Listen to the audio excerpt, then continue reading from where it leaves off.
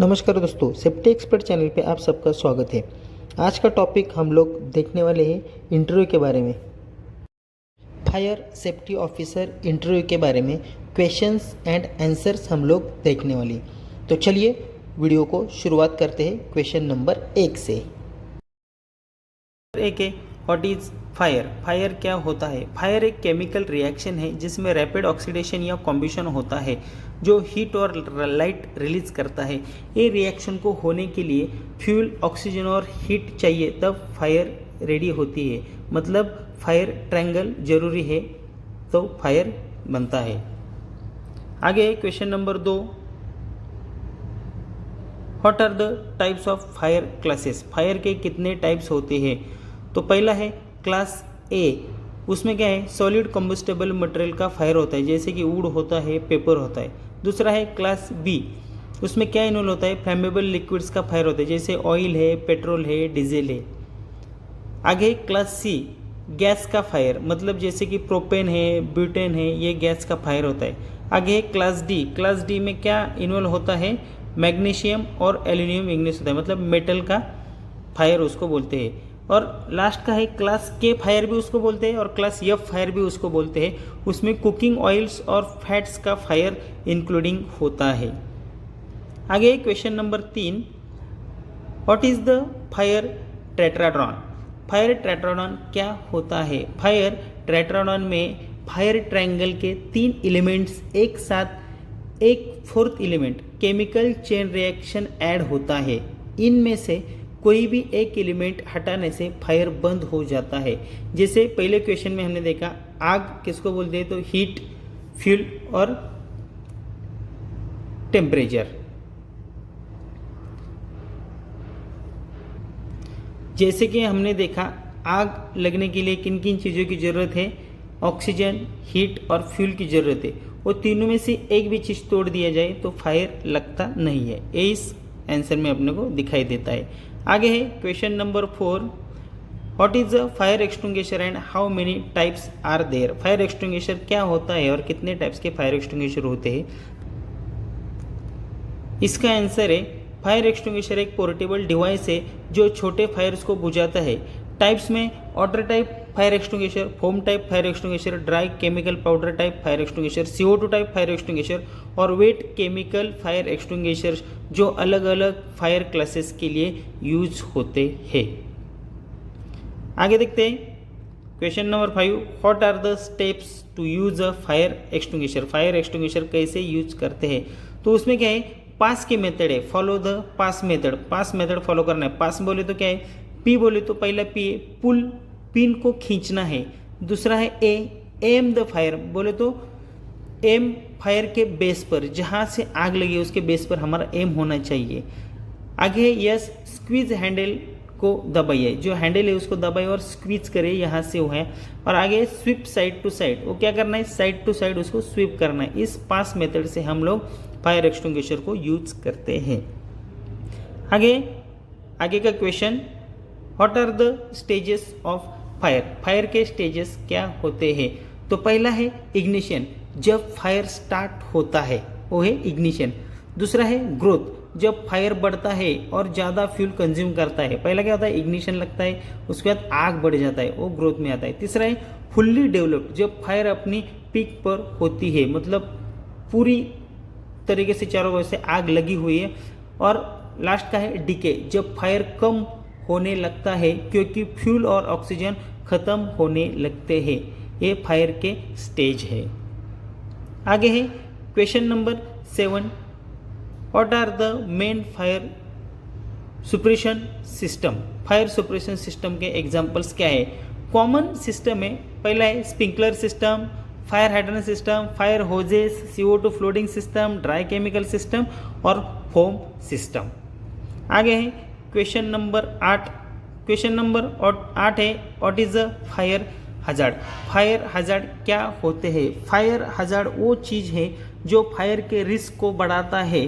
Common hazard है फ्लैमेबल materials, faulty wiring और poor housekeeping. आगे है क्वेश्चन नंबर 9। क्वेश्चन नंबर 9 है, explain the difference between smoke detectors and heat detectors. Smoke detector and heat detector में क्या difference है? तो पहला है स्मोक डिटेक्टर, स्मोक डिटेक्ट करता है जो स्लो बर्निंग फायर्स के लिए यूजफुल है। और दूसरा है heat detector, temperature rise detect करते हैं और हाई रिस्क एरियाज के लिए सुटेबल है। आगे का क्वेश्चन है what is a fire alarm system and what compounds does it include?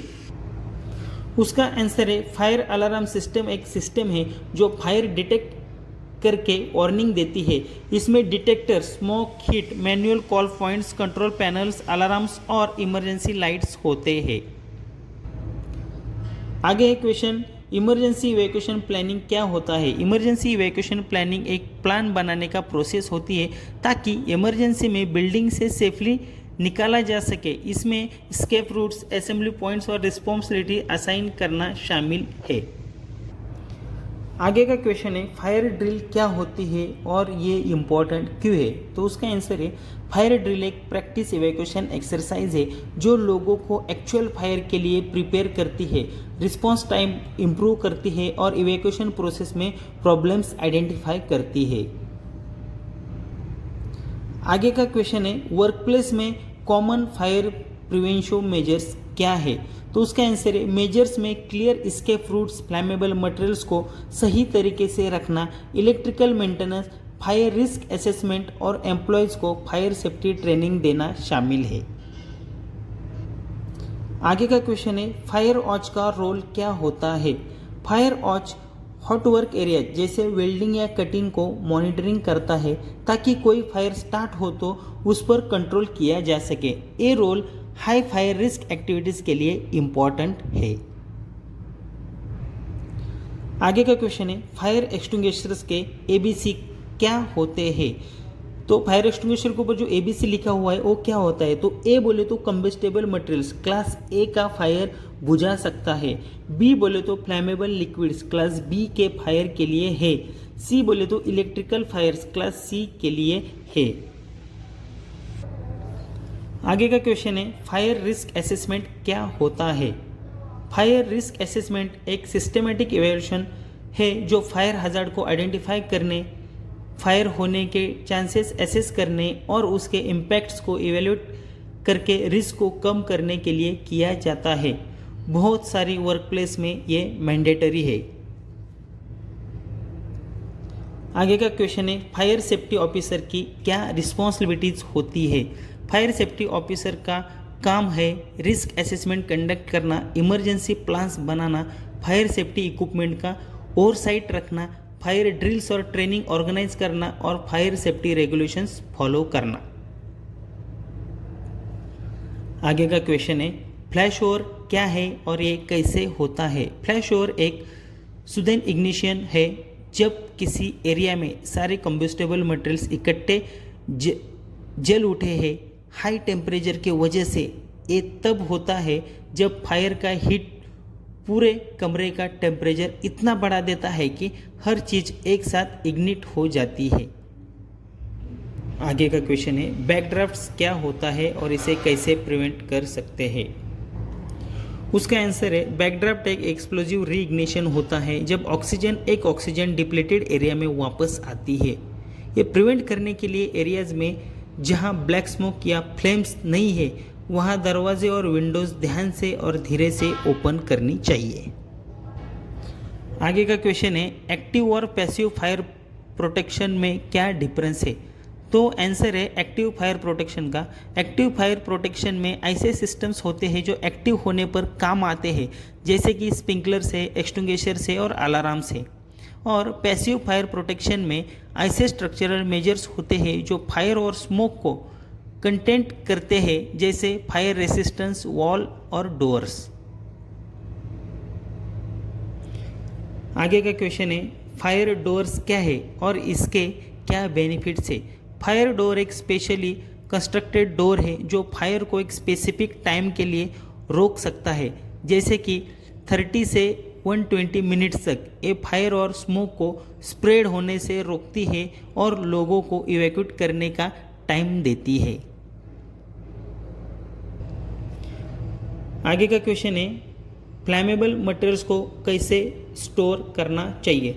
फ्लैमेबल materials को एक वेल वेंटिलेटेड और फायर रेसिस्टेंस कैबिन्स में स्टोर करना चाहिए। हीट सोर्स, स्पार्क्स और इग्निशन सोर्स से दूर रखना चाहिए। प्रॉपर लेबलिंग और इनकम्पेटेबल मटेरियल्स को अलग स्टोर करना जरूरी है।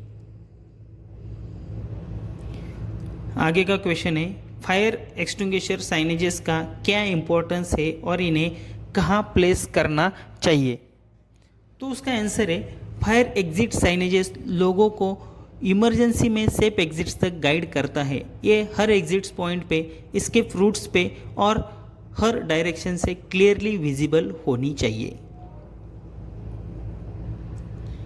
आगे का क्वेश्चन है, फायर स्प्रिंकलर सिस्टम का क्या पर्पस होता है और ये कैसे वर्क करता है? उसका आंसर है, फायर स्प्रिंकलर सिस्टम फायर को कंट्रोल या एक्सटिंग्विश करता है बाय रिलीजिंग वाटर जब हाई टेम्परेचर से स्प्रिंकलर हीट ट्रिगर होता है। ये सिर्फ एरिया में एक्टिवेट होता है जहां हाई हीट डिटेक्ट होता है। आगे का और लास्ट का क्वेश्चन है, फायर इमरजेंसी के लिए कौन सी पर्सनल प्रोटेक्टिव इक्विपमेंट यूज होती है? उसका आंसर है, फायर पीपीज में flame resistant clothings, gloves, helmet, boots, breathing एपरेटर्स और फेस शील्ड शामिल है। ये इक्विपमेंट फायर रिस्पॉन्डर्स को एक्सट्रीम हीट, स्मोक और हजार्डस कंडीशन से प्रोटेक्ट करता है। तो चलो दोस्तों, वीडियो अच्छा लगा होगा तो वीडियो को लाइक करो, शेयर करो और हाँ, जिस किसी ने चैनल को सब्सक्राइब नहीं किया चैनल को सब्सक्राइब कीजिए, मतलब सबसे पहले मेरा नया वीडियो आप तक पहुंच जाएगा। तब तक धन्यवाद।